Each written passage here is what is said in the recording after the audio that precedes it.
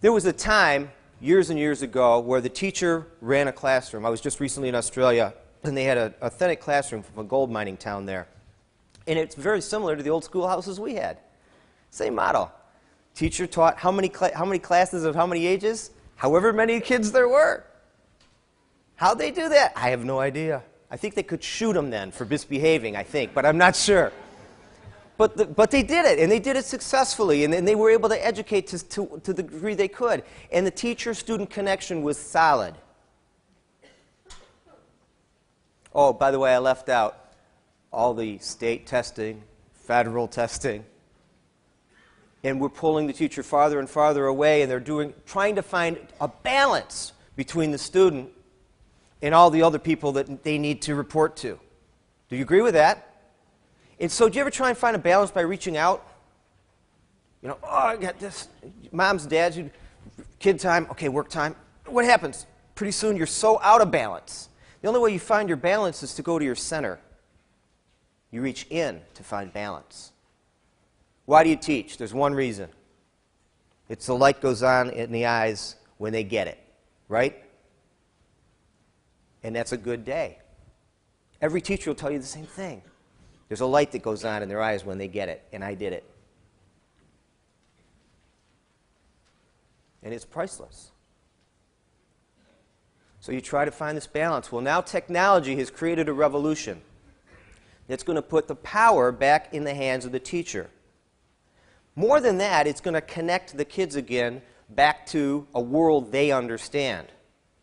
See, when I was growing up, when I went into a classroom, it wasn't like going into a cave in Afghanistan. Kids today have more technology at their fingertips all day long than we can provide them in the school. But we're getting better, aren't we? It's all coming back. This is the education revolution. And who's at the center of it? The people that should be at the center of it, the teacher, the ones that touch the kids and make the connection. Now, some of you might be thinking, yeah, but I'm not in charge. That's a good thing. Believe me, for you and a lot of people, probably. One of the things that I learned in my life, as a matter of fact, it was the theme of my last book, is that it is an out-of-control world.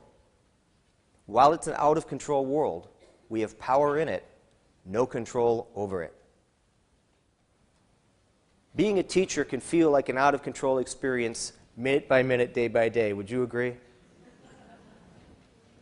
You are the most powerful part of the education system, bar none. Bar none.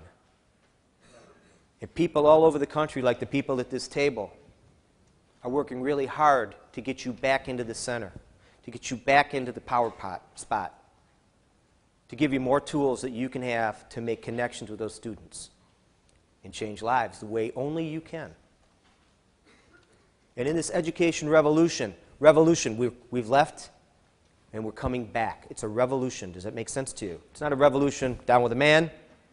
It's a revolution. It's a cycle coming back to getting the teacher and the kid in the classroom connected. That's what we're looking to. And you have great power in that process. Kathy walked you through some ways to define it and define your process as you go through your day that would allow the transformation that she's talking to take place. Is it a perfect process? Nah, sucks. It's hard. It's like building a plane while it's flying. I loved that video. I tell all my clients, individual and organizational, you can't close the doors while you remodel. You just can't. But you're in a very, very exciting time, and it's an honor to be here to talk to you about this. You know, there was at a CETA conference. There's a lot of acronyms when you start to deal with bureaucracies. You notice that? People in bureaucracies, they can't remember the whole word, so they put it in acronyms. No, that's not really what happens. People in bureaucracies have committees to come up with the names of things. So that's why. So they got to shorten it to letters anyway. This one is the CETA convention, S-E-T-D-A, State Education Technology Director Association, right? I'll get lucky every time I say that. Okay. And at the CETA convention in Washington, D.C. last year, I think you were there, weren't you? They had a panel at one of the meetings.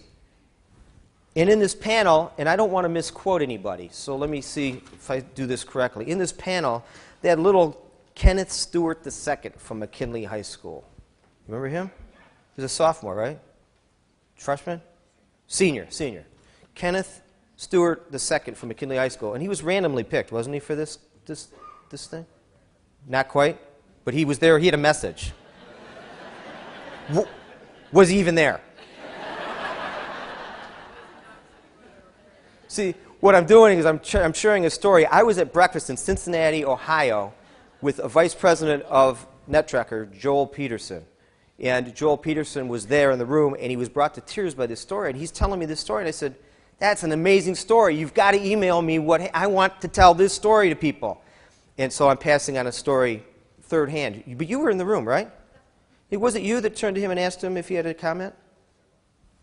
All these people, all these important people have been talking, all these muckety-mucks, and some aspiring mucketies. Would you agree? A lot of mucketies. And they're talking and talking and talking, and you know, it's important, so the chin's down. And everyone's talking about education and the kids, and little Kenneth is sitting there. And finally, Michael, the genius he is, turns to Kenneth and said, Kenneth, do you have any words of advice you want to give us? How refreshing is that? And here's what Kenneth said. He says, we don't learn the way you did all those years ago. Newsflash! He said, we need to have things that connect with us today.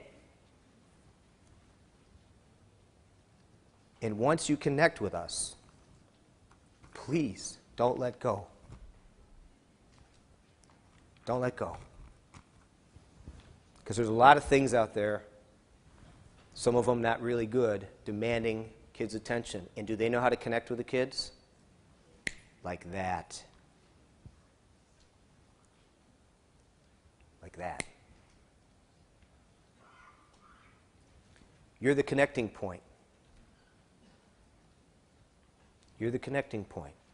We have to listen to Kenneth. We have to use the tools that are provided for us, and then we have to make the connection with the kid. That's the job.